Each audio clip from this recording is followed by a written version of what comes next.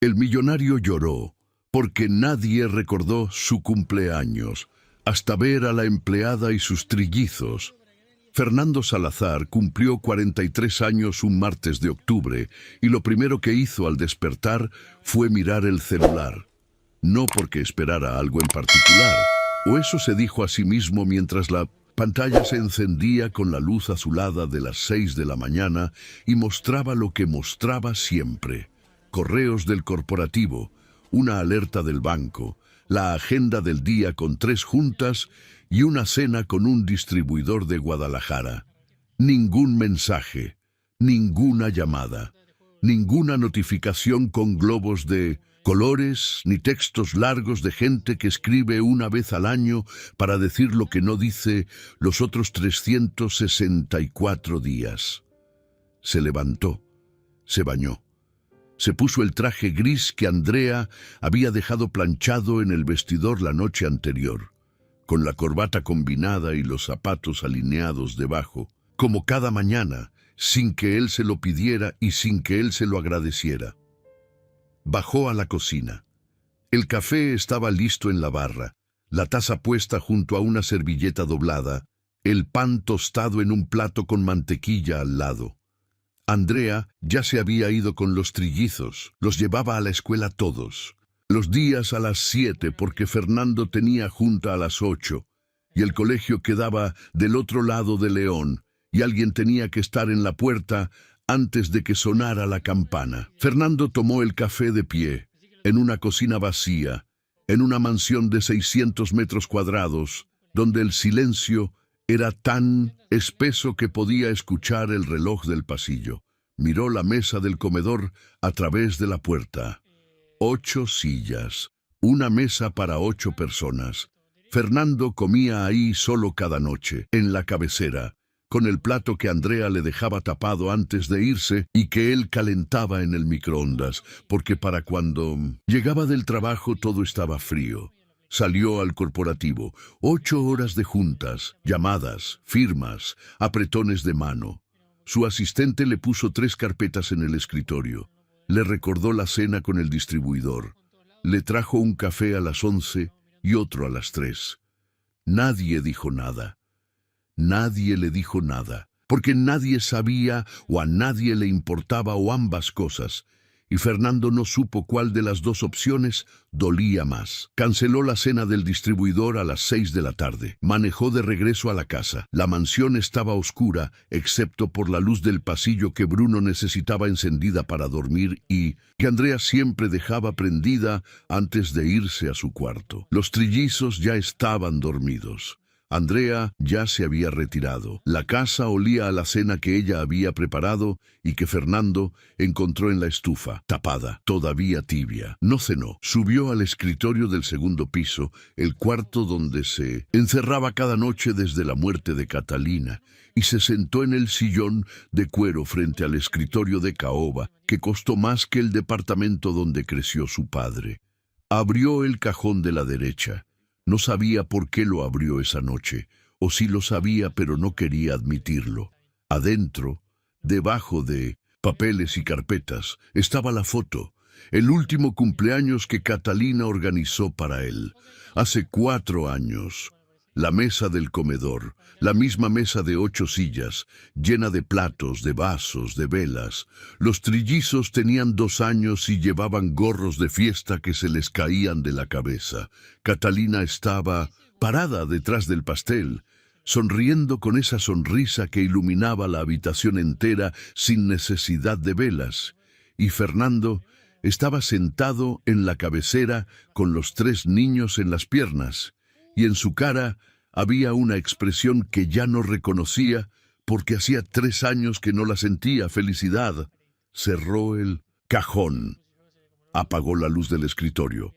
Se quedó sentado en la oscuridad con el celular en la mano mostrando las 11 de la noche y 0 mensajes de cumpleaños. Y en algún lugar de esa oscuridad, Fernando Salazar entendió algo que no quería entender: que tenía 43 años, una exportadora que facturaba millones, una mansión de 600 metros cuadrados, 300 empleados que le decían señor, y que en este día, en este momento, era el hombre más solo del mundo. Lo que no sabía era que 3 pisos abajo, en el cuarto de servicio junto a la cocina, Andrea Vega estaba sentada en su cama con un calendario en las manos y un número marcado con plumón rojo, y que llevaba una semana planeando algo que iba a cambiar todo. Lo que Fernando no supo esa noche fue que todo empezó una semana antes, un martes a las 6 de la tarde, cuando Andrea estaba sirviendo la cena de los trillizos en la cocina y Nicolás levantó la vista del plato de sopa y le hizo una pregunta que ella no esperaba. «Andy, ¿cuándo cumple años mi papá?» Andrea se detuvo con el cucharón en el aire. Miró a Nicolás, que la miraba con esos ojos que siempre veían lo que los demás no veían, con esa seriedad de niño que piensa demasiado para su edad, y por un segundo no supo qué responder, porque la verdad era que Andrea no sabía. En 4 años trabajando en esa casa, nadie había celebrado el cumpleaños de Fernando. Los primeros 2 años, Catalina se encargaba de todo. La cena, el pastel, los invitados, los globos que los trillizos reventaban antes de tiempo. Pero desde que Catalina murió, la fecha había desaparecido del calendario de la casa como si nunca hubiera existido. «No sé, mi amor», le dijo Andrea, «pero lo voy a averiguar». Iker, que estaba sentado al lado de Nicolás con la boca llena de sopa, dijo: «Yo quiero hacerle una fiesta, como las que hacía mamá». Y la forma en que dijo mamá, con naturalidad pero con un peso que no debería caber en la voz de un niño de 5 años, hizo que Andrea apretara el cucharón más fuerte y mirara hacia otro lado un momento antes de responder. «Vamos a ver qué podemos hacer», dijo.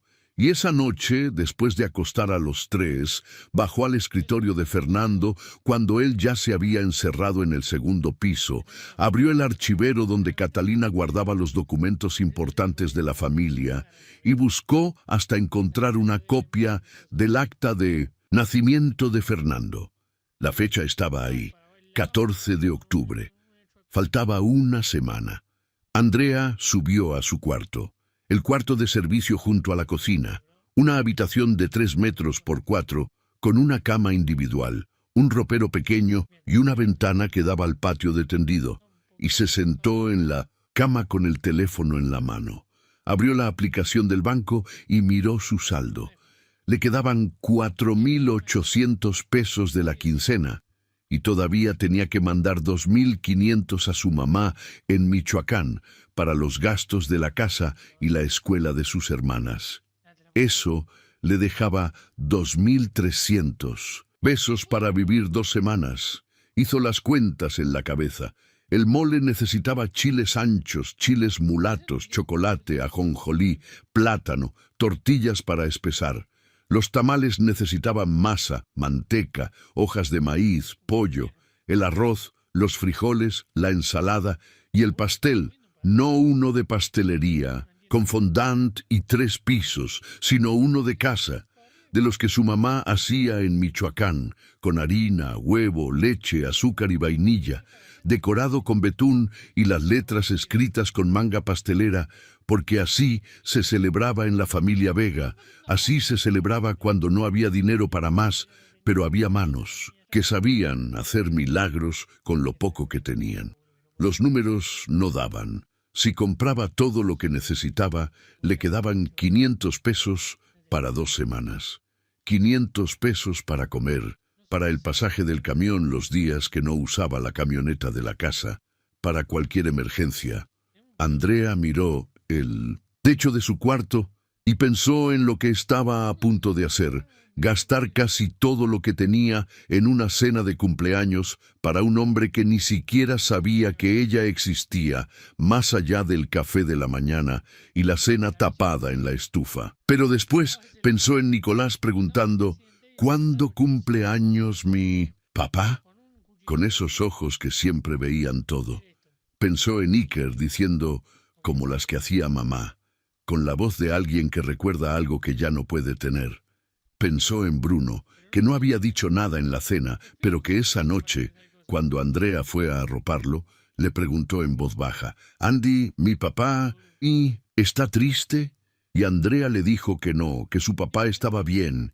Y Bruno la miró con esa mirada que tienen los niños tímidos que no hablan mucho, pero que entienden todo, y dijo, «Yo creo que sí está triste, porque siempre está solito. Siempre está solito». Andrea cerró la aplicación del banco, apagó la luz y tomó la decisión antes de quedarse dormida. Iba a hacer esa cena, no por Fernando, por los 3 niños que querían darle a su padre algo que el dinero de él no podía comprar y que el sueldo de ella apenas alcanzaba a pagar. El miércoles compró los chiles y el chocolate en el mercado de La Soledad, regateando con la señora del puesto como le enseñó su mamá. El jueves compró la masa y las hojas de maíz. El viernes, las frutas, la harina para el pastel y una bolsita de velas de cumpleaños que costaba 35 pesos y que eligió con cuidado porque tenían que ser las de colores, no las blancas simples, porque Catalina siempre ponía las de colores y Andrea lo recordaba porque ella fue quien recogió los restos de cera de la mesa después de cada uno de esos cumpleaños. El lunes, la víspera, Andrea cocinó el mole. Lo hizo de madrugada, a las 4 de la mañana, antes de que Fernando bajara al escritorio, donde a veces se encerraba a esas horas sin saber que ella lo sabía. Tostó los chiles en el comal con la ventana de la cocina abierta para que el olor no subiera a los cuartos. Los remojó, los licuó con el chocolate y las especias y el ajonjolí y los dejó hervir a fuego lento durante 3 horas, moviendo la olla con el mismo cucharón de madera que Catalina usaba y que Andrea había guardado en el cajón de abajo cuando nadie la veía, no porque fuera suyo, sino porque no soportaba la idea de que lo tiraran. El martes, el día del cumpleaños, Andrea despertó a los trillizos media hora antes de lo normal. Los vistió, les dio de desayunar rápido y los llevó a la escuela a las 6:30 en lugar de las 7. Iker preguntó por qué tan temprano y Andrea le dijo, «Porque hoy vamos a necesitar tiempo extra. Es el cumpleaños de tu papá y tenemos mucho que preparar». La cara de Iker se iluminó, como si alguien hubiera encendido una lámpara adentro de él. «¡Yo sabía!», gritó en la camioneta. «¡Yo sabía que íbamos a hacerle fiesta!». Andrea volvió a la mansión y cocinó sin parar durante 7 horas. Calentó el mole y lo terminó de sazonar. Preparó los tamales uno por uno, extendiendo la masa sobre las hojas con las manos, poniendo el pollo deshebrado en el centro, doblándolos con la precisión de alguien que lleva haciendo eso desde los 10 años en la cocina de su mamá en Michoacán. Hizo el arroz rojo, preparó los frijoles de olla, y al final, cuando la cocina entera olía como si una familia viviera en ella de verdad, hizo el pastel. No era un pastel perfecto. La superficie se hundió un poco en el centro porque el horno de la mansión era demasiado grande para un molde tan pequeño y el calor no se distribuyó parejo. El betún quedó ligeramente disparejo en las orillas porque Andrea lo aplicó con un cuchillo de mesa, no con espátula profesional, y las letras que escribió con la manga pastelera, «Feliz cumpleaños, papá», se inclinaban levemente hacia la derecha porque le temblaba la mano cuando las trazó, no de cansancio, sino de algo que se parecía a la emoción de estar haciendo algo que nadie le pidió, que nadie iba a pagarle y que posiblemente nadie iba a agradecerle, pero que ella necesitaba hacer porque esos 3 niños merecían ver a su padre sonreír el día de su cumpleaños. A las 3 de la tarde salió por los trillizos, los trajo a la casa y los sentó en la mesa de la cocina con materiales que había comprado con los últimos pesos que le quedaban: gises de cera, hojas blancas, pegamento y brillantina. «Vamos a hacer tarjetas para su papá», dijo Andrea, y los 3 se pusieron a trabajar con la concentración absoluta de los niños que están haciendo algo importante. Iker hizo 3 tarjetas, una de cada hermano, con letras grandes y colores que se salían de las líneas y corazones que parecían nubes y estrellas que parecían soles. Escribió, «Te quiero, papá», con la ortografía imperfecta de un niño de 5 años que todavía confunde la P con la Q, pero que sabe exactamente lo que quiere decir. Nicolás no hizo tarjeta. Nicolás llevaba 3 días ensayando una canción en secreto. Las Mañanitas. Andrea lo había escuchado cantarla en voz baja mientras se bañaba, mientras esperaba el camión de la escuela, mientras se quedaba dormido. Desafinaba en la segunda estrofa y se le olvidaba la tercera, pero la cantaba entera con una seriedad que solo tienen los niños cuando están preparando algo que les importa más que cualquier otra cosa. Bruno no hizo tarjeta ni ensayó canción. Bruno tomó una hoja blanca, se sentó en la esquina de la mesa y dibujó lo que siempre dibujaba, su familia. Pero este dibujo era distinto de los que hacía en la escuela. Este tenía 5 figuras, no 4. La primera era alta, con pelo negro y un cuadrado en la mano que era un portafolio. La segunda, la tercera y la cuarta eran iguales entre sí, pequeñas, con sonrisas enormes. Y la quinta estaba al lado de las 3 pequeñas, con el pelo largo y algo en las manos que Andrea tardó un segundo en reconocer, un cucharón. Debajo del dibujo, Bruno escribió con letras torcidas y enormes, «Mi familia». Andrea miró el dibujo y tuvo que voltearse hacia la estufa y fingir que revisaba el mole porque los ojos se le llenaron de agua y no quería que los niños la vieran.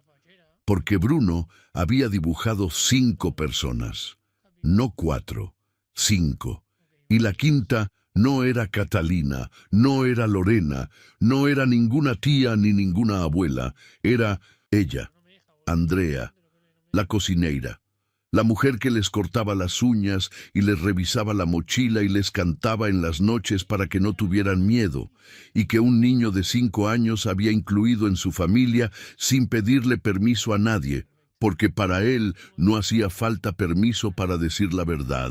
A las 6 de la tarde todo estaba listo. Andrea movió la comida de la cocina a la mesa del comedor, la mesa de 8 sillas que Fernando usaba solo en la cabecera, y la llenó. El mole en el centro, los tamales en una fuente, el arroz en una cazuela, los frijoles humeando, las tortillas envueltas en un trapo, bordado que era de Catalina y que Andrea guardaba limpio en un cajón, el pastel con las velas de colores, las tarjetas de Iker al lado del plato de Fernando, el dibujo de Bruno recargado contra el vaso, los chapeus de fiesta que Andrea les puso a los 3 niños, los mismos gorros de cartón con el resorte que usaban en las fiestas que organizaba Catalina, porque Andrea los había encontrado en una caja del closet de la sala y los guardó por si algún día hacían falta. Se paró al lado de la mesa con el delantal todavía puesto y la mancha de mole en la manga derecha y les dijo a los trillizos, «Ahora hay que esperar a que papá salga del escritorio». Y esperaron, los 4, en silencio, en una sala que olía a mole y a tamales y a pastel de vainilla y a algo más que no tenía nombre, pero que se parecía mucho al amor. Fernando salió del escritorio a las 9:15 de la noche. No salió porque tuviera hambre, ni porque hubiera terminado de trabajar. Nunca terminaba de trabajar. El trabajo era lo único que no se acababa en su vida, sino porque escuchó algo. Un sonido pequeño que subió por las escaleras y se coló por debajo de la puerta del estudio como un animal que busca atención. Una risa. La risa de un niño que intenta no reírse y que por eso se ríe más. Esa risa contenida y temblorosa que los niños sueltan cuando están guardando un secreto que les queda demasiado grande. Se quitó los lentes, se levantó del sillón y abrió la puerta. El pasillo del segundo piso estaba oscuro, pero desde abajo subía una luz anaranjada que no era la del pasillo, ni la de la cocina, ni la de ninguna lámpara que él conociera. Era una luz que temblaba, luz de velas. Bajó las escaleras despacio, con la mano en el barandal y el corazón haciendo algo que no hacía en meses. Latir con algo, que no era cansancio ni rutina, sino anticipación. La anticipación de quien siente que algo está por pasar, pero no sabe qué. Al llegar al último escalón, giró hacia la izquierda, caminó por el pasillo que conectaba con el comedor y se detuvo en el marco de la puerta. La mesa estaba llena. No llena, de la forma en que se llenan las mesas de los restaurantes donde Fernando cenaba con socios. Manteles blancos, copas de cristal, meseros que aparecen y desaparecen como fantasmas. Llena de la forma en que se llenan las mesas donde alguien cocinó durante 7 horas con sus propias manos. El mole en una cazuela de barro en el centro, oscuro, espeso, brillando bajo la luz de las velas con un olor que le entró por la nariz y le llegó a un lugar que no era el estómago, sino más atrás, más adentro, el lugar donde se guardan los recuerdos que uno no sabe que tiene hasta que un olor los despierta. Los tamales en una fuente de cerámica que era de Catalina y que Fernando no sabía que todavía existía. El arroz rojo en una cazuela más pequeña. Los frijoles humeando en una olla de peltre. Las tortillas envueltas en un trapo bordado con flores que Fernando reconoció como el que Catalina usaba en las cenas de Navidad y que él creyó que se había perdido en alguna mudanza de cosas que nadie quiso organizar después del funeral. Y en el centro de la mesa, frente a la cabecera donde nadie se sentaba desde hacía 3 años, un pastel. Pequeño, redondo, con betún blanco, ligeramente disparejo en las orillas y letras que se inclinaban hacia la derecha. «Feliz cumpleaños, papá». Y encima, velas de colores encendidas. Las mismas velas de colores que Catalina siempre ponía. Fernando no se movió. No pudo. Se quedó parado en el marco de la puerta, con la mano todavía en la pared y los ojos recorriendo la mesa como si estuviera viendo algo que no podía ser real, como si alguien hubiera abierto una puerta en el tiempo y lo hubiera devuelto a la última noche en que esa mesa estuvo llena, a la última noche en que esa casa olió a comida de verdad, a la última noche en que alguien se tomó el tiempo de cocinar y poner velas y preparar algo que no era un trámite ni una obligación, sino un acto de amor. Y entonces los escuchó. «Feliz cumpleaños, papá». 3 voces al mismo tiempo, desfasadas como siempre porque los trillizos nunca lograban sincronizarse en nada, gritando desde el otro lado de la mesa, con gorros de fiesta en la cabeza que se les caían sobre los ojos y sonrisas que les ocupaban la cara entera. Iker salió corriendo primero. Siempre salía primero. Y se estrelló contra las piernas de Fernando con un abrazo que casi lo derriba, apretándole los muslos con los brazos y mirando hacia arriba con los ojos brillantes. «Sorpresa, papá. Andrea nos ayudó a hacer todo». Nicolás no corrió. Nicolás se quedó parado junto a su silla. Se enderezó como si estuviera a punto de hacer algo muy importante. Tomó aire y empezó a cantar. «Estas son las mañanitas que cantaba el rey David». Desafinó en la primera línea. Se equivocó de letra en la segunda. En la tercera se detuvo un momento porque se le olvidó lo que seguía y Andrea, que estaba parada al lado de la mesa, le susurró las palabras sin mover los labios, como hacen las mamás en los festivales de la escuela cuando el hijo se queda en blanco. Y Nicolás retomó la canción con esa voz aguda y temblorosa de un niño de 5 años que lleva 3 días ensayando algo que le importa más que cualquier otra cosa en el mundo.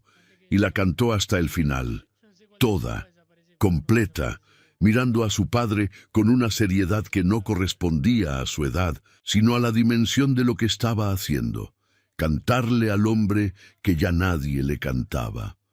Fernando escuchó la canción entera con Iker agarrado de sus piernas y la mandíbula temblando y los ojos ardiéndole con algo que llevaba 3 años empujando hacia abajo, hacia el fondo, hacia ese lugar donde los hombres que perdieron a sus esposas y se encerraron en oficinas guardan todo lo que no saben cómo sentir. Y entonces Bruno se acercó. Bruno no corrió como Iker, ni cantó como Nicolás. Bruno caminó despacio desde la esquina de la mesa donde había estado parado en silencio, con las manos detrás de la espalda y los ojos fijos en el piso, como siempre hacía cuando estaba a punto de hacer algo que le costaba, algo que le daba vergüenza o miedo. Y se detuvo frente a Fernando. Levantó la vista y extendió el dibujo con las dos manos, ofreciéndolo como se ofrece algo que es lo más valioso que uno tiene. Fernando lo tomó. Miró el papel.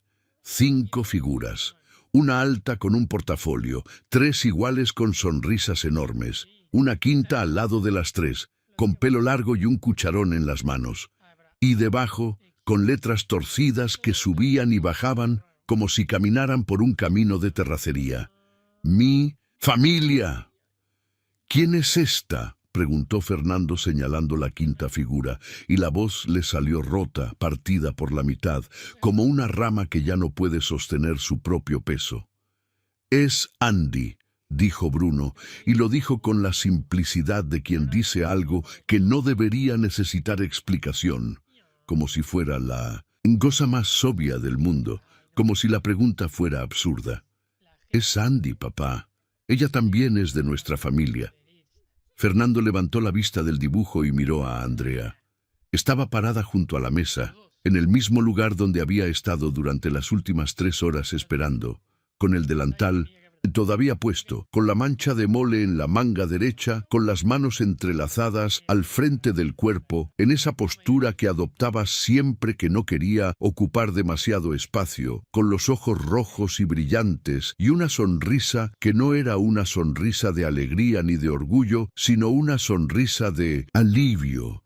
El alivio de quien preparó algo sin saber si iba a funcionar, y que al ver la reacción entiende que sí, que valió la pena, que los 500 pesos que le quedan para 2 semanas y las 7 horas de pie en la cocina y las 4 de la mañana tostando chiles con la ventana abierta, valieron cada segundo y cada peso. Fernando quiso decir algo, quiso decir gracias, quiso decir cómo supiste, quiso decir por qué, pero lo que salió de él no fue ninguna de esas palabras, sino algo más viejo y más hondo. Algo que venía del lugar donde había guardado 3 años de soledad y de silencio, y de cenas frías y de noches en el escritorio mirando fotos de una mesa que ya no existía. Lo que salió de él fue un llanto. No fue un llanto discreto. No fue una lágrima que se limpia con el dorso de la mano y se disimula con una tos. Fue el llanto completo, total, devastador de un hombre de 43 años, que lleva 3 años sin llorar porque lloraba en el escritorio de madrugada cuando creía que nadie lo escuchaba, sin saber que Andrea lo escuchaba desde el cuarto de servicio y que nunca subió a consolarlo porque no le correspondía, pero que dejaba el café un poco más cargado al día siguiente como la única forma que encontraba de decirle: sé que estás sufriendo y no puedo hacer nada, pero estoy aquí. Fernando se dejó caer en la silla de la cabecera, la silla donde nadie se sentaba, con el dibujo de Bruno apretado contra el pecho y el llanto sacudiéndole los hombros, y los trillizos hicieron lo que hacen los hijos cuando ven a su padre llorar por primera vez.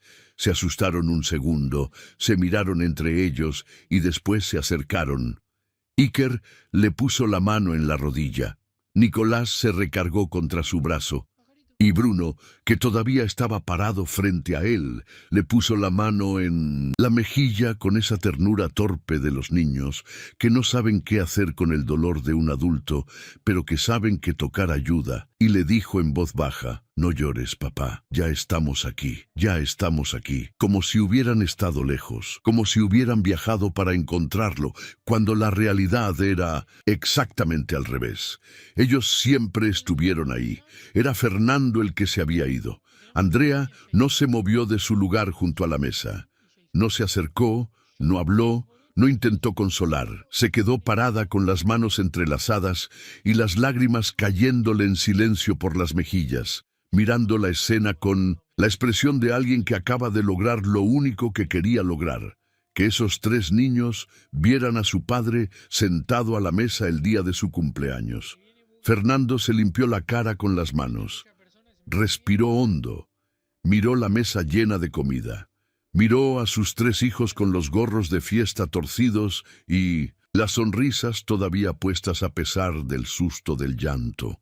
Miró a Andrea, que seguía parada en su lugar, discreta, digna, con el delantal manchado y los ojos rojos, y las manos que habían cocinado durante 7 horas, algo que todo el dinero de Fernando no podría haber comprado en ningún restaurante del mundo. «Siéntate», le dijo Fernando, y la voz le salió rasposa y rota pero firme.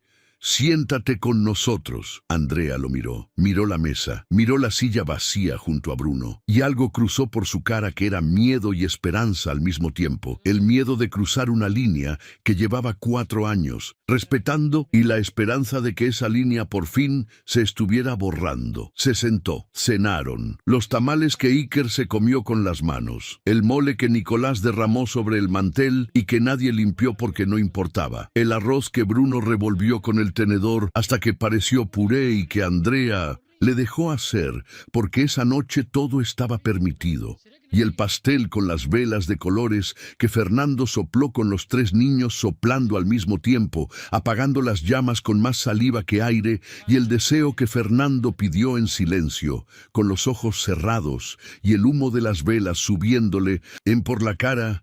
Fue el primero en 3 años que no tuvo nada que ver con dinero, ni con trabajo, ni con contratos. Fue el deseo de que esa mesa nunca volviera a estar vacía. La mañana siguiente, Fernando bajó a la cocina a las 6:30. No recordaba la última vez que había bajado tan temprano porque su rutina desde hacía 3 años era levantarse a las 7, encontrar el café listo y el traje planchado, y salir sin ver a nadie. Pero esa mañana algo lo empujó escaleras abajo antes de que el despertador sonara, algo que no era urgencia ni disciplina, sino una necesidad nueva, una necesidad que nació en la mesa la noche anterior, cuando sopló las velas y que todavía no sabía cómo llamar. Encontró a Andrea en la cocina cortando fruta para los trillizos, plátano para Iker, sin semillas, porque le daban asco, manzana para Nicolás, en trozos pequeños, porque todavía le costaba morder los pedazos, grandes, y mango para Bruno, que era el único de los 3 que comía mango y que lo pedía todas las mañanas desde hacía 1 año, sin que Fernando supiera que a su hijo le gustaba el mango, porque Fernando no desayunaba con sus hijos desde que Catalina murió. «Buenos días», dijo Fernando desde la puerta, y Andrea se volteó con el cuchillo en la mano y una expresión de sorpresa que intentó disimular, bajando los ojos hacia la tabla de picar. «Buenos días, señor». La voz le salió normal, pero las manos le temblaron un instante sobre la fruta, porque en 4 años de trabajar en esa casa, Fernando nunca había aparecido en la cocina a esa hora. «¿Puedo desayunar con ellos?», preguntó, y la forma en que lo preguntó, como si necesitara permiso para sentarse en su propia mesa con sus propios hijos, le dijo a Andrea todo lo que necesitaba saber sobre lo lejos que Fernando se había ido de su propia vida. «Claro, señor. Ahorita les pongo otro lugar». Los trillizos bajaron a las 7. Iker entró corriendo como siempre. Se detuvo en seco al ver a su padre sentado a la mesa y abrió los ojos con una sorpresa que en un niño de 5 años ocupa la cara entera. «¿Papá?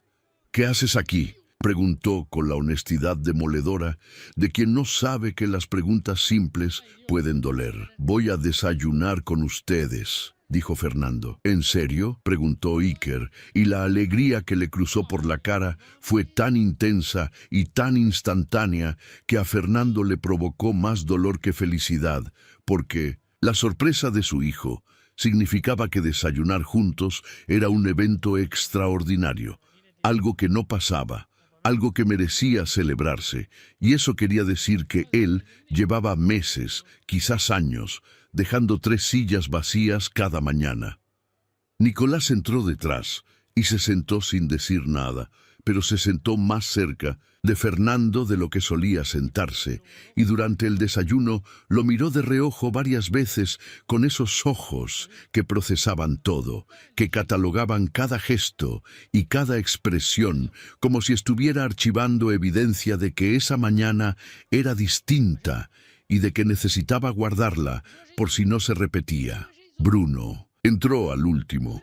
Con el pelo despeinado y los ojos todavía hinchados de sueño, se subió a su silla con la torpeza de un niño que acaba de despertar, y cuando vio a Fernando sentado a la mesa, no dijo nada, solo sonrió.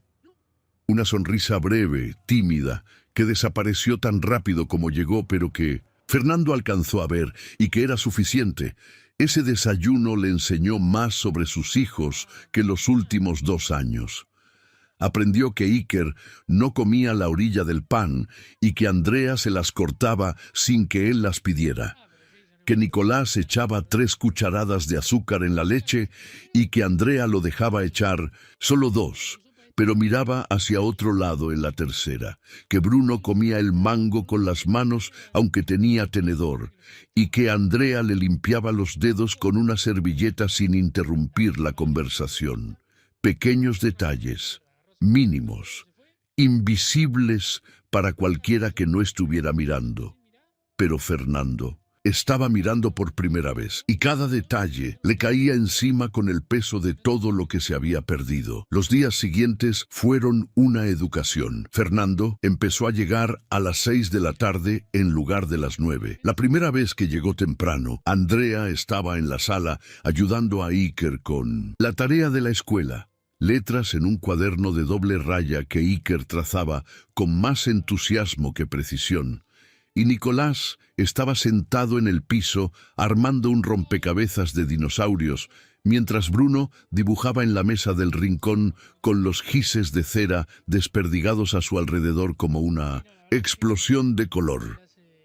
¿Puedo ayudar?, preguntó Fernando desde la puerta, y los 3 lo miraron con la misma sorpresa del desayuno, esa sorpresa que a Fernando le dolía más cada vez que la veía porque confirmaba lo mismo, que su presencia en la vida de sus hijos se había vuelto una novedad.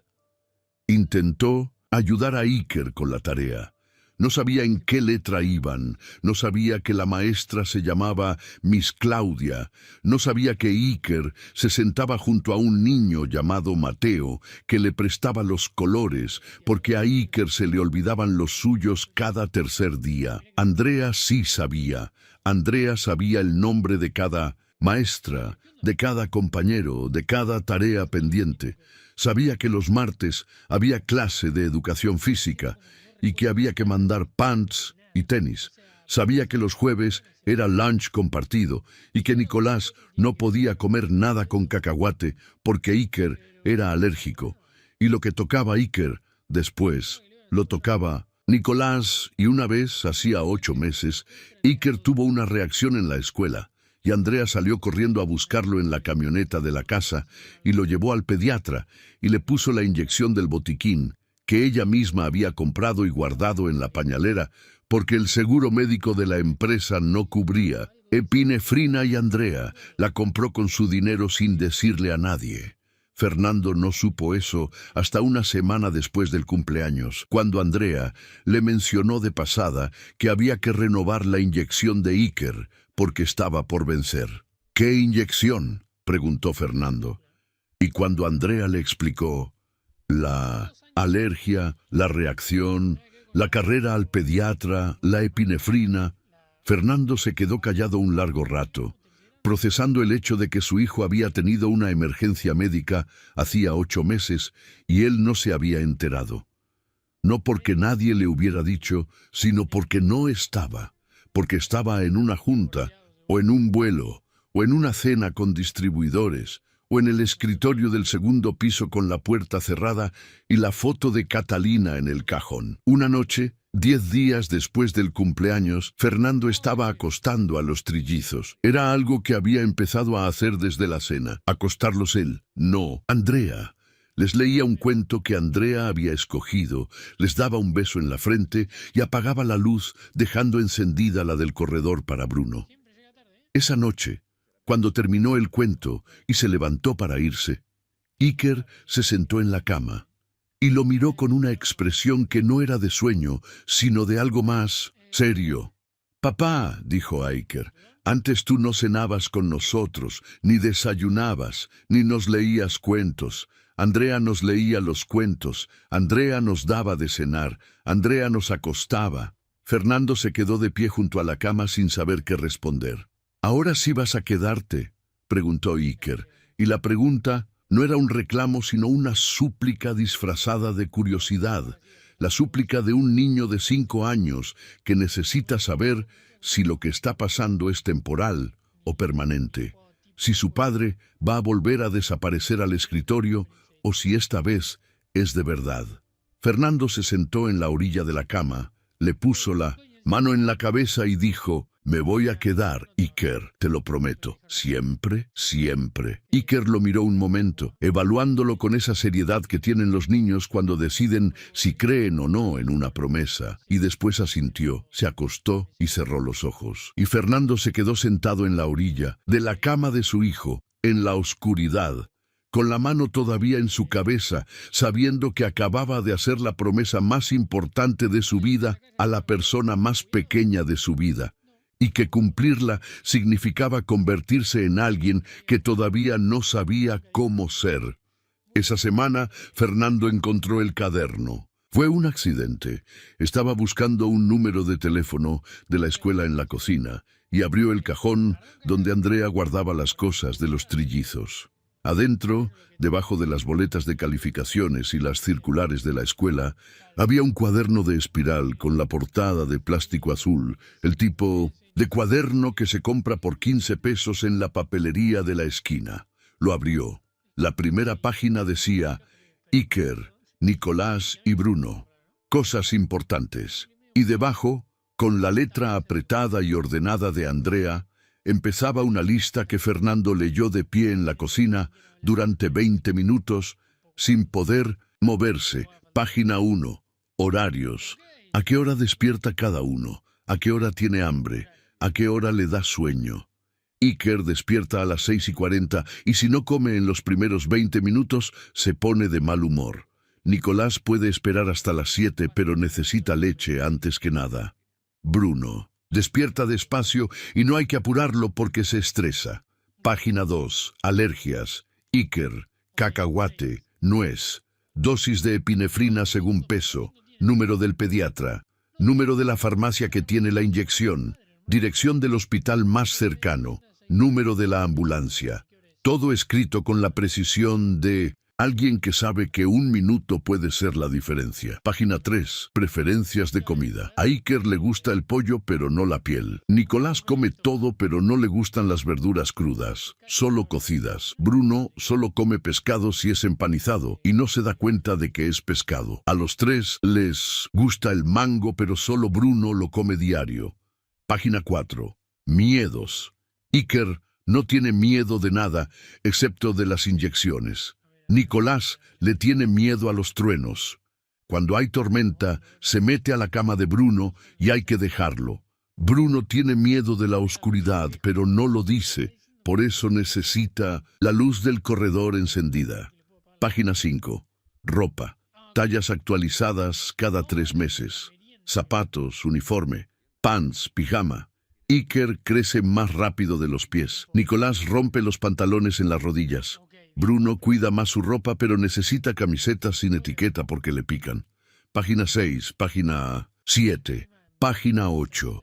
Vacunas, alergias estacionales, nombres de los mejores amigos de cada uno, qué posición ocupan en la fila de la escuela, qué canción los calma cuando lloran, qué cuento piden antes de dormir, qué hacen cuando extrañan a su mamá. Iker se enoja y patea cosas. Nicolás se queda callado y deja de comer. Bruno dibuja a Catalina y después me lo enseña sin decir nada. Fernando cerró el cuaderno. Se sentó en la silla de la cocina con el cuaderno sobre la mesa y las manos en la cara. 32 páginas. Andrea había escrito 32 páginas de cuidado. 32 páginas de atención invisible, de información que ninguna escuela pide y ningún doctor necesita, pero que una persona escribe cuando quiere a 3 niños con la profundidad con la que se quiere a los hijos propios. 32 páginas que Fernando no habría podido escribir, ni una sola. No sabía que Iker era alérgico al cacahuate hasta hacía una semana. No sabía que Nicolás le tenía miedo a los truenos. No sabía que Bruno necesitaba la luz del corredor. No sabía las tallas de ropa de sus hijos, ni qué comían, ni qué canción los calmaba, ni qué hacían cuando extrañaban a la mamá que ya no estaba. Andrea sabía todo, cada detalle, cada miedo, cada preferencia, cada manía. Lo sabía porque estaba ahí, porque se quedaba, porque mientras Fernando cerraba la puerta del escritorio y se hundía en su duelo y su trabajo y su soledad elegida, Andrea abría la puerta de la cocina y recibía a 3 niños que necesitaban que alguien supiera que a Bruno le pican las etiquetas y que Nicolás se mete a la cama de su hermano cuando truena. Fernando guardó el cuaderno en su lugar. Se lavó la cara. Y cuando Andrea volvió de recoger a los trillizos de la escuela esa tarde, Fernando la estaba esperando. En la cocina. Ella entró con la pañalera y las 3 mochilas apiladas en los brazos, como cada tarde, y algo en la cara de Fernando le dijo que había pasado algo. Encontré su cuaderno, dijo Fernando, el azul. El de los niños. Andrea dejó las mochilas en la barra y bajó los ojos. Señor, yo solo quería tener todo organizado por si algún día... 32 páginas, Andrea, la interrumpió Fernando, con una voz que no era de reproche, sino de algo que sonaba como gratitud y vergüenza, mezcladas en proporciones que él mismo no podía separar. 32 páginas. Usted sabe más de mis hijos que yo. Andrea no respondió. Se quedó parada junto a la barra, con las manos entrelazadas y los ojos en el piso. Y Fernando vio en esa postura lo que siempre había visto sin ver. Una mujer que hacía todo, que cargaba todo, que sabía todo y que no pedía nada. Que llevaba 4 años siendo la madre de 3 niños que no eran suyos, mientras la única persona que debería haberlo notado estaba encerrada en un escritorio 2 pisos arriba, llorando por la mujer que ya no estaba, en vez de cuidar a los hijos que seguían estando. Gracias, dijo Fernando, y fue la primera vez en 4 años que le dijo esa palabra. Y el peso que la palabra llevaba era tan grande que Andrea levantó los ojos y lo miró con una expresión que no era sorpresa, sino algo más hondo. Algo que se parecía al alivio de quien finalmente es vista por la persona que siempre miró hacia otro lado. No tiene que agradecerme, señor, dijo Andrea. Ellos se lo merecen. No, dijo Fernando, usted se lo merece. Esa noche, mientras los trillizos dormían y Fernando estaba sentado en la sala con el televisor apagado y la casa en silencio, su celular sonó. Era Lorena. Su hermana no había llamado en 5 semanas.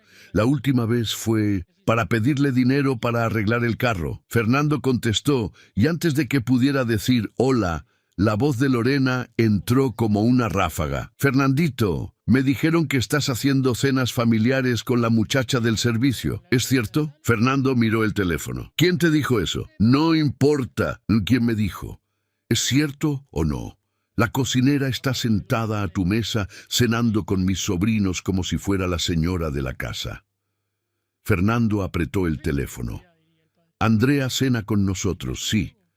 Cuida a los niños todos los días, los lleva a la escuela, los alimenta, los acuesta. Me parece lo mínimo, me parece una falta de respeto a la memoria de Catalina, cortó Lorena. Y me parece que necesitas que alguien te abra los ojos antes de que hagas algo de lo que te vayas a arrepentir. La llamada duró 3 minutos más. Lorena dijo que iba a ir a León la semana siguiente. Fernando dijo que no hacía falta. Lorena dijo que no le estaba pidiendo permiso. Y colgó. Fernando se quedó en la sala con el teléfono en la mano y un peso nuevo en el pecho. No le preocupaba a Lorena.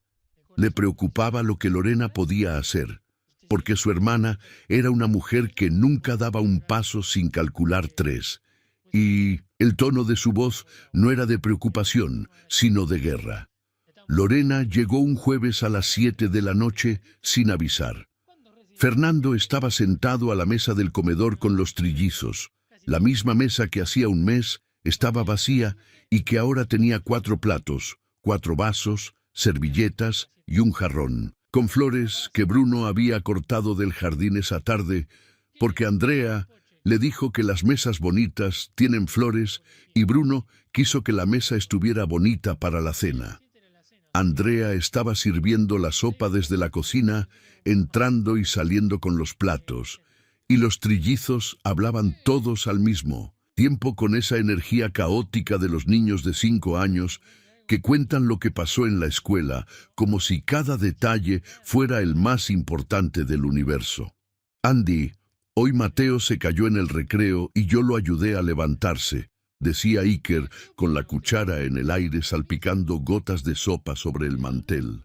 Andy, la Miss Claudia dijo que mi dibujo era el más bonito, decía Bruno en voz baja, mirando a Andrea con esos ojos que buscaban aprobación como otros niños buscan dulces. Andy, ¿mañana podemos hacer pastel otra vez?, preguntaba Nicolás, que desde la noche del cumpleaños había decidido que los pasteles caseros eran la mejor cosa del mundo y que quería uno cada semana.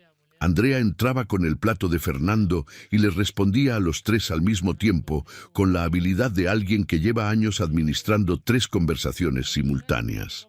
¡Qué bueno, Iker! Eso es ser buen amigo. ¡Qué lindo! Bruno, mañana me lo enseñas. Vamos a ver, Nico, el viernes podemos. Fue en ese momento exacto. Andrea poniendo el plato frente a Fernando con la mano izquierda, mientras con la derecha le limpiaba la boca a Bruno, que se había manchado de sopa, y Fernando diciéndole gracias con una naturalidad que hacía 3 semanas no existía. Cuando la puerta principal se abrió y Lorena Salazar entró a la casa con la maleta en una mano y las llaves que todavía conservaba de cuando Catalina se las dio en la otra. Lo primero que vio fue la mesa llena, los 4 platos, las flores que Bruno cortó, los gorros de fiesta que Iker había sacado del closet porque decidió que todas las cenas eran fiestas y que las fiestas necesitan gorros. Y Andrea, de pie junto a Fernando, con el mandil puesto, sirviendo la cena como si fuera la cosa más natural del mundo. Lorena no dijo nada, se quedó parada en la entrada del comedor con los labios apretados y los ojos recorriendo la escena con la mirada de alguien que está catalogando evidencia. Los trillizos la vieron y se quedaron callados. No corrieron a saludarla, no gritaron «tía», no se levantaron de la mesa. La miraron con la incomodidad de los niños, que perciben tensión sin entender de dónde viene. «Lorena», dijo Fernando levantándose de la silla, «no sabía que venías hoy». «Evidentemente», respondió Lorena sin quitarle los ojos a Andrea, que había retrocedido un paso hacia la cocina con el plato vacío contra el pecho y la expresión de alguien que reconoce una amenaza antes de que se declare. «Niños, terminen de cenar», dijo Fernando. «Andrea, ¿puede llevarlos arriba cuando acaben?» «Sí, señor», dijo Andrea, y la forma en que dijo «señor», formal, distante, con la línea profesional de vuelta como un escudo, le dijo a Fernando que Andrea ya sabía lo que venía. Lorena esperó en la sala. Se sentó en el sillón de cuero que fue de Catalina, cruzó las piernas, y cuando Fernando entró y cerró la puerta, ella no perdió un segundo. «¿Me vas a explicar lo que acabo de ver?» «Estábamos cenando», dijo Fernando sentándose frente a ella. «Es lo que las familias hacen». «Las familias, Fernando, las familias, no el patrón con la sirvienta». La palabra salió de la boca de Lorena con un filo que cortaba. «Mis sobrinos la llaman Andy. Le cuentan su día como si fuera su mamá. y ella te sirve el plato como si fuera la señora de esta casa. ¿Tú crees que Catalina estaría de acuerdo con esto? Fernando apretó la mandíbula. No metas a Catalina en esto. Catalina está en todo esto, dijo Lorena inclinándose hacia adelante. Esta era su casa. Esos son sus hijos. Ella me pidió que los cuidara si algo le pasaba, y lo que estoy viendo es que su esposo dejó que una cocinera de pueblo se sentara en su lugar. Andrea no está en el lugar de nadie, dijo Fernando con la voz controlada, pero vibrando en los bordes. Andrea lleva 4 años cuidando a mis hijos, 4 años levantándose antes que nadie para darles de desayunar, llevándolos a la escuela, ayudándolos con la tarea, acostándolos. 4 años haciendo lo que yo no hice. Exactamente, dijo Lorena, y su voz cambió de tono. Pasó de la indignación al cálculo, de la emoción a la estrategia, y Fernando reconoció ese cambio porque era el mismo que veía en los negociadores cuando dejaban de pelear y empezaban a maniobrar. Exactamente, Fernando, tú no lo hiciste. Delegaste a tus hijos en una empleada, y eso, hermano, tiene un nombre legal: negligencia. El silencio que siguió pesó como un mueble caído. Mi abogado dice que tengo elementos para pedir la guarda de los niños. Continuó Lorena con la tranquilidad de quien ya hizo la consulta, ya tiene la estrategia, ya calculó cada paso antes de entrar por la puerta. Un padre ausente emocionalmente durante 3 años. 3 menores cuya crianza fue delegada completamente a una empleada doméstica sin supervisión. Un hogar donde la figura de autoridad no es el padre, sino la cocinera. Eso, ante un juez de familia, es suficiente para una revisión de custodia. Fernando la miró. No vas a hacer eso. Voy a hacer lo que sea necesario para proteger a los hijos de mi hermana, respondió Lorena. Y lo primero que va a pasar es que esa mujer se va de esta casa. Mañana. Fernando se levantó del sillón. Andrea no se va a ningún lado. Entonces nos vemos en el juzgado, dijo Lorena con la misma frialdad con la que se cierra un negocio, y se levantó y caminó hacia la puerta de la sala. Pero no fue al juzgado a donde fue. Primero fue a la cocina. Andrea estaba lavando los platos de la cena. Los trillizos ya estaban arriba. Los había bañado, puesto la pijama y dejado en la cama con la luz del corredor encendida para Bruno. Cuando escuchó los pasos detrás de ella, no se volteó. Siguió lavando, con las manos en el agua jabonosa y la espalda recta, porque sabía quién era y sabía lo que venía. «Quiero que me escuches bien», dijo Lorena desde la puerta de la cocina con los brazos cruzados y la voz baja, medida. La voz de alguien que quiere que cada palabra llegue con precisión. Tú no eres su madre. No eres nadie en esta familia. Eres una empleada. Te pagan por cocinar y limpiar. Y lo que estás haciendo, sentándote a la mesa con mis sobrinos, dejando que te llamen por apodo, jugando a la casita con mi hermano, es una falta de respeto a la mujer que te contrató y que ya no está para defenderse. Andrea cerró la llave del agua, se secó las manos con el trapo de la cocina, se volteó y miró a Lorena de frente con los ojos enrojecidos pero secos, con la mandíbula apretada, con la postura de una mujer que ha soportado 4 años de trabajo invisible y que no va a bajar la mirada ante alguien que aparece una vez al año a juzgar lo que no conoce. «Señora Lorena», dijo Andrea, y su voz salió firme a pesar de que las manos le temblaban contra el trapo. «Yo no me senté a esa mesa por mi cuenta. Su hermano me pidió que me sentara. Yo no les pedí a los niños que me llamaran Andy. Ellos empezaron a llamarme así desde que tenían 2 años. Y yo no decidí cuidarlos. La señora Catalina me pidió que los cuidara. Fue lo último que me dijo antes de ir al hospital la última vez. «No me vengas con...» me dijo. «Cuídalos, Andrea. Cuídalos como si fueran tuyos», interrumpió Andrea, y la frase salió con el peso de algo que llevaba 3 años guardado, algo que nunca le había dicho a nadie. Eso me dijo, y eso hice, cada día, cada noche, mientras usted no llamaba, mientras nadie venía, mientras esos niños preguntaban por su mamá, y yo no sabía qué decirles, yo me quedé. No porque me empagaran, porque se lo prometí a ella. Lorena abrió la boca para responder, pero no llegó a hacerlo, porque en ese momento una voz pequeña cortó el aire desde el pasillo. Una voz de 5 años que no debería haber estado despierta a esa hora, pero que estaba parada en el marco de la puerta de la cocina con la pijama de dinosaurios y los ojos muy abiertos y los puños cerrados a los lados del cuerpo. Iker. Detrás de él, Nicolás, con los ojos húmedos y la mano agarrando la playera de su hermano. Y detrás de Nicolás, Bruno, con la cara mojada de lágrimas silenciosas que le corrían por las mejillas y que no se limpiaba porque tenía las 2 manos ocupadas sosteniendo algo contra el pecho. El dibujo de la familia de 5.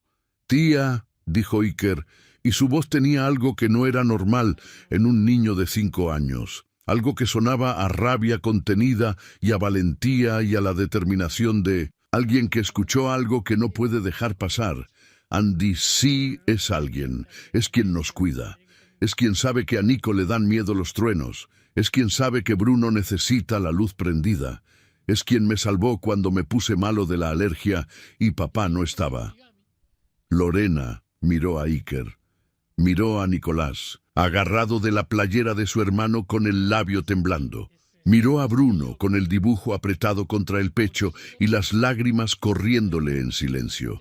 Y en su cara cruzó algo que podría haber sido vergüenza o podría haber sido sorpresa, pero que duró tan poco que nadie pudo estar seguro. Fernando apareció detrás de los niños.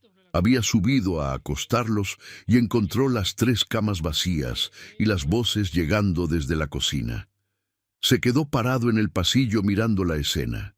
Sus 3 hijos formando una barrera entre Lorena y Andrea.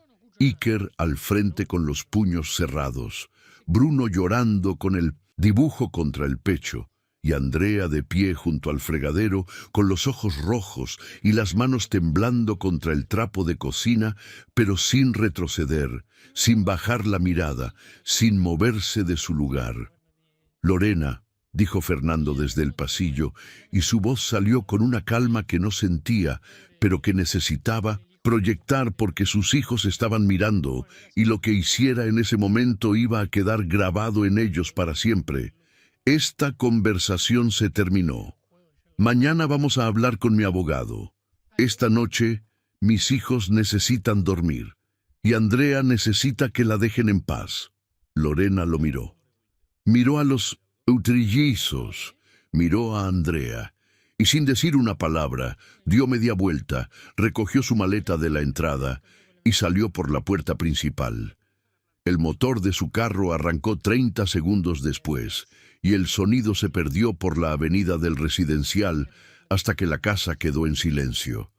Andrea se agachó y abrió los brazos, y los 3 niños corrieron hacia ella al mismo tiempo. Iker la abrazó por el cuello con fuerza. Nicolás se pegó a su costado con la cara enterrada en su mandil, y Bruno le extendió el dibujo con las manos temblorosas y dijo con la voz rota de un niño que acaba de defender lo que más quiere: «No te vayas, Andy. Tú eres de nuestra familia. Tú estás en mi dibujo». Andrea los apretó contra su cuerpo y cerró los ojos, y las lágrimas le cayeron sobre el pelo de Nicolás. Y Fernando los miró desde el pasillo, con la certeza de que lo que acababa de presenciar no era una escena cualquiera, sino la prueba irrefutable de algo que un juez, un abogado y todos los argumentos de Lorena no podrían negar: que esos 3 niños habían elegido a Andrea con la misma claridad con la que eligen los niños, sin condiciones, sin cálculos, sin importarles si la mujer que los cuida es la cocinera o la señora de la casa, porque para ellos no había diferencia. Para ellos, Andrea era la persona que se quedaba. La reunión fue al día siguiente a las 10 de la mañana, en la sala de la mansión, con el licenciado Héctor Vargas sentado en el sillón individual con una carpeta sobre las piernas y la expresión neutral de alguien que ha visto suficientes conflictos familiares para no sorprenderse con ninguno. Fernando estaba sentado en el sillón grande. Lorena estaba sentada frente a él en la silla que Catalina usaba para leer junto a la ventana, con las piernas cruzadas y los brazos cruzados y la postura de alguien que llegó a ganar. Andrea no estaba en la sala, estaba en la cocina con los trillizos, dándoles de desayunar, manteniendo la rutina como si nada estuviera pasando, porque eso era lo que Andrea hacía, mantener las cosas en pie mientras el mundo de los adultos se desmoronaba alrededor. Lorena habló primero. Le dijo al abogado que su hermano había estado emocionalmente ausente durante 3 años, que había delegado la crianza de los trillizos a una empleada doméstica sin formación ni vínculo legal, que los menores mostraban un apego inadecuado hacia la cocinera y que ella, como tía materna y persona designada por Catalina en vida, tenía el derecho y la obligación de intervenir. El licenciado Vargas la escuchó sin interrumpir. Después se volteó hacia Fernando y le preguntó si quería responder. Fernando no respondió inmediatamente, se quedó callado.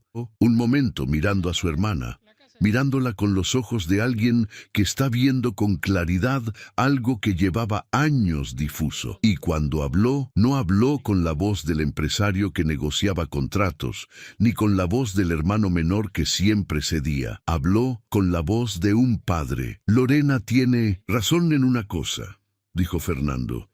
Estuve ausente 3 años.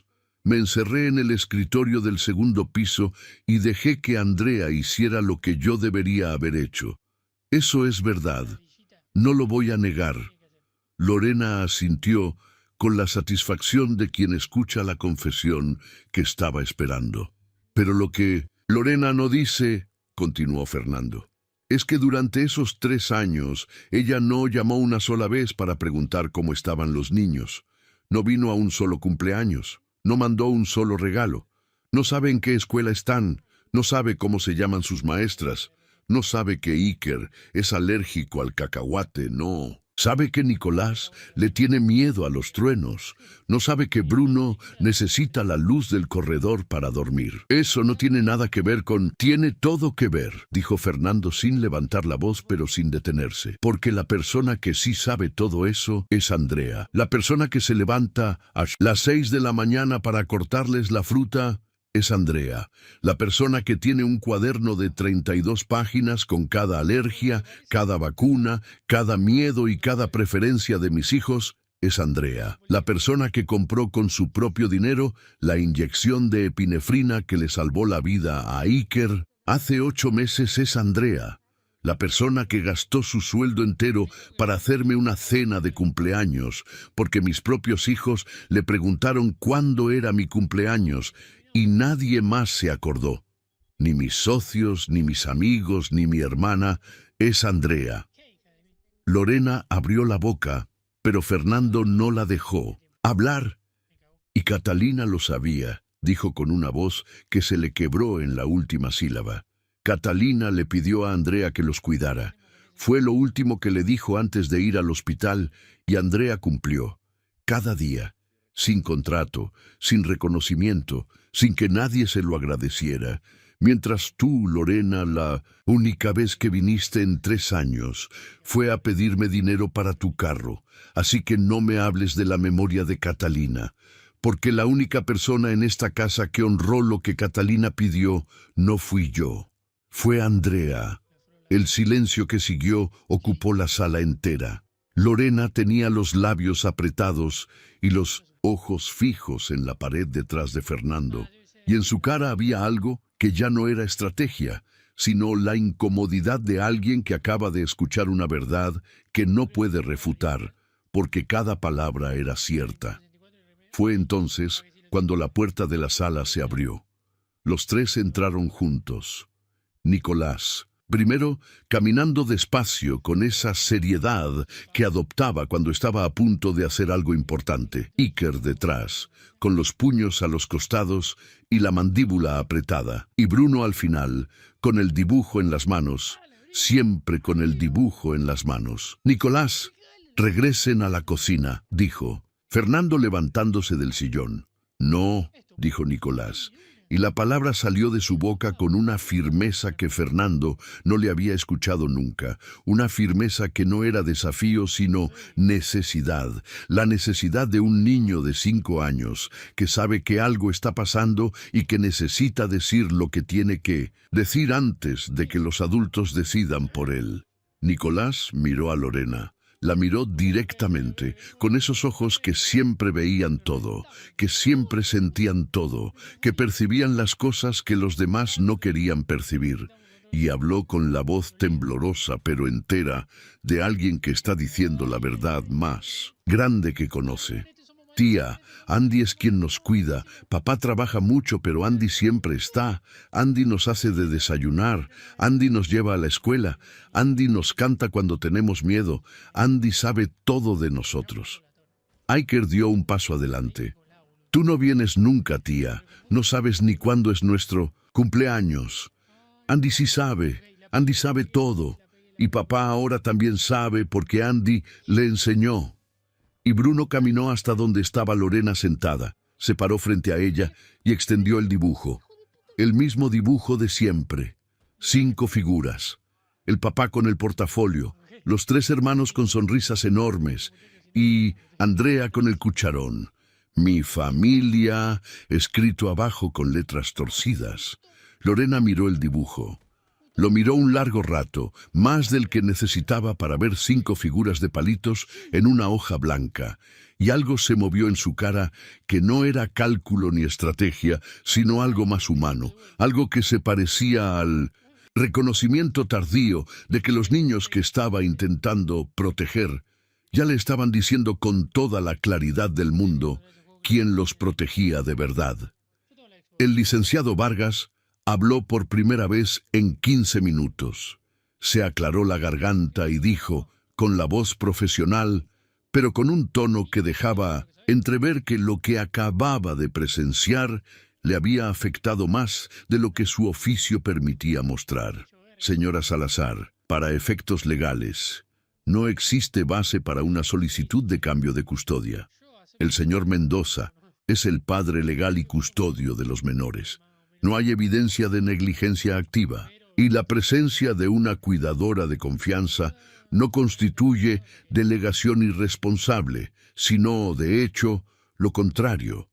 Además, los menores han expresado de manera clara su apego tanto al padre como a la cuidadora.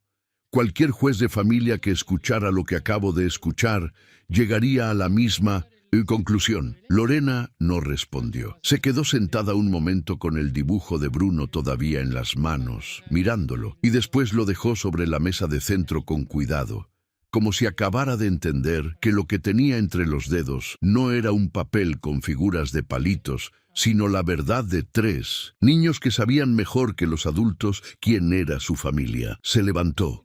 Tomó su bolsa y caminó hacia la puerta de la sala sin mirar a Fernando, sin mirar a los niños, sin decir una palabra. La puerta principal se cerró detrás de ella con un sonido suave que no tenía nada de dramático, pero que contenía el final de algo que nunca debió haber empezado.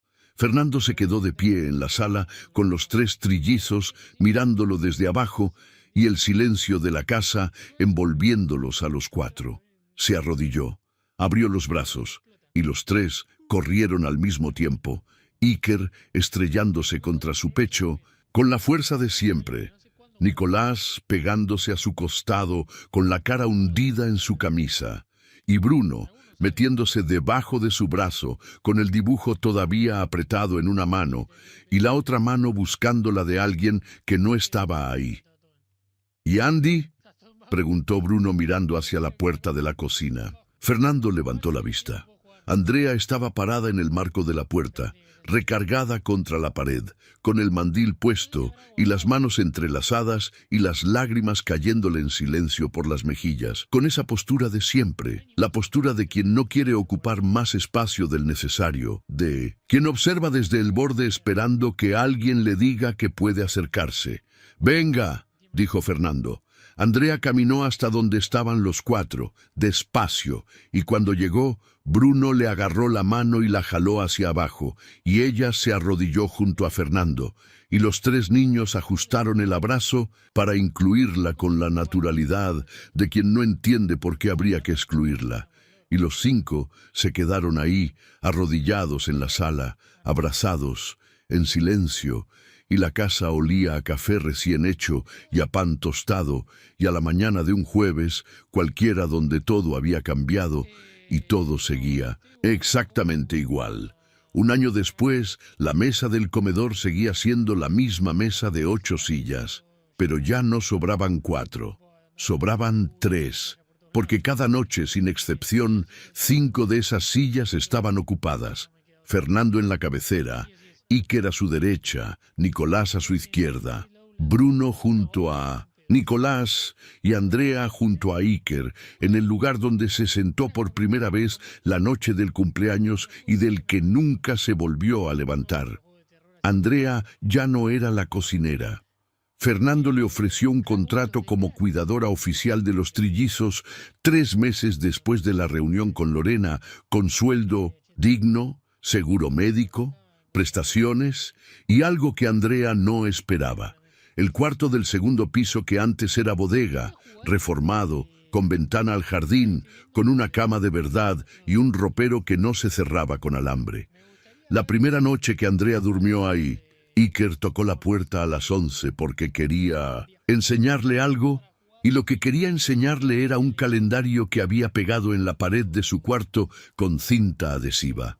Un calendario donde había marcado con plumón rojo todos los cumpleaños: el de Fernando, el de Nicolás, el de Bruno, el de Andrea, el de la abuela de Andrea en Michoacán, el de Miss Claudia, el de Mateo, su mejor amigo, y el suyo propio, que era el mismo día que el de sus hermanos, pero que Iker marcó 3 veces en 3 colores distintos porque cada uno merecía su propia marca. «Para que nunca se nos olvide ninguno», dijo Iker con la seriedad de un niño de 6 años que descubrió que los calendarios existen para que nadie esté solo en su cumpleaños. Nicolás había aprendido a cantar las mañanitas sin desafinar, no porque alguien le diera clases, sino porque la cantó tantas veces, en cada cumpleaños de la casa, en cada cumpleaños de la escuela, en cada mañana en 1906, que alguien merecía que le cantaran, que la melodía se le acomodó en la garganta como algo propio. Fernando lo escuchaba cantar desde la cocina mientras Andrea preparaba el desayuno y sentía algo que durante 3 años creyó que había perdido para siempre: la sensación de que su casa estaba llena. Bruno seguía dibujando, pero los dibujos habían cambiado. Ya no eran figuras de palitos sin cara. Ahora las figuras tenían ojos, boca, pelo, ropa. Fernando aparecía con lentes y un suéter porque desde que dejó de trabajar hasta las 10 ya no usaba traje en la casa. Iker aparecía con una pelota porque había empezado a jugar fútbol. Nicolás aparecía con la boca abierta porque siempre estaba cantando. Y Andrea aparecía con el mandil y el cucharón de madera que fue de Catalina y que ahora era suyo. No porque alguien se lo regalara, sino porque las cosas que se usan con amor terminan perteneciendo a quien las usa. Debajo de cada figura, Bruno escribía los nombres con letras que ya no se torcían tanto: papá, Iker, Nico, Bruno, Andy. Fernando redujo la jornada a la mitad. Llegaba a las 4 de la tarde, a veces a las 3, y los viernes no iba al corporativo. Juntó los diplomas y reconocimientos del escritorio del segundo piso en una caja y los guardó en el closet. Y en la pared donde estaban colgó 3 cosas: el dibujo original de Bruno, el de la noche del cumpleaños, con las 5 figuras de palitos y las letras torcidas, el cuaderno azul de Andrea abierto en La primera página y una foto nueva, tomada por Andrea con su celular una noche cualquiera de miércoles. Fernando sentado a la cabecera con los 3 trillizos apretujados en sus piernas y un plato de tamales enfrente y la boca abierta en una carcajada que ninguna cámara profesional habría podido capturar porque las carcajadas de verdad no se posan para las fotos. Lorena no volvió a llamar. Fernando le mandó un mensaje en su cumpleaños, el de ella, porque Iker le recordó con el calendario. Lorena respondió con un emoji y nada más. Fernando no insistió. Había aprendido que la familia no se mide por la sangre ni por los apellidos, sino por quién aparece cuando importa y quién desaparece cuando no le conviene.